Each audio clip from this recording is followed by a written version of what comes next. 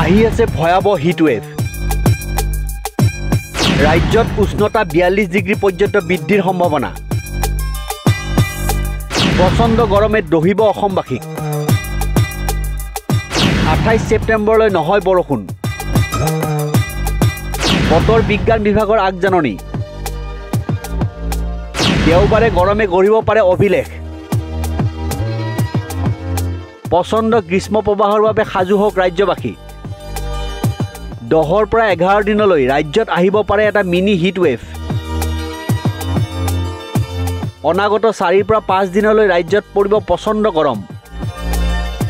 অহা দেওবাৰে ৰাজ্যত গৰমে এই বছৰৰ অভিলেখ ৰচাৰ সম্ভাৱনা আছে 42 ডিগ্ৰী পৰ্যন্ত হ'ব পাৰে তাপমান অহা 4ৰ পৰা 5 দিনলৈ অসমত বৰষুণ হোৱাৰ কোনো সম্ভাৱনা নাই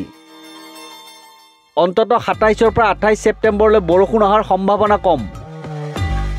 ভাদ মাহত গৰমে দহাৰ পিছত এইবাৰ আহিনতো সূৰ্যদেৱে দহিব ৰাজ্যবাসীক বতৰৰ অস্বাভাৱিক পৰিৱৰ্তনৰ বাবে বৰষুণ কম হোৱাত আহিব গ্ৰীষ্ম প্ৰবাহ বতৰৰ পৰিৱৰ্তনৰ প্ৰভাৱ পৰিছে ঋতুৰ পৰিৱেশতো শৰতৰ দুৱাৰদলিত থকাৰ পিছতো ৰাজ্যত মৃদু শীতৰ পৰশ পৰা নাই বিপৰীতে অক্টোবৰৰ ওচৰলৈ ৰাজ্যত প্ৰচণ্ড গৰমৰহে আশংকা দেখা গৈছে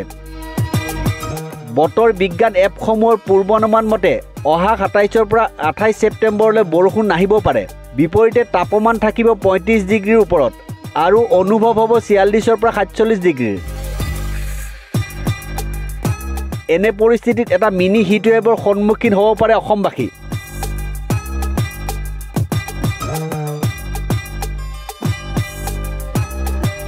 নিউজ ডেস্ক ৰিপৰ্ট নিউজ 13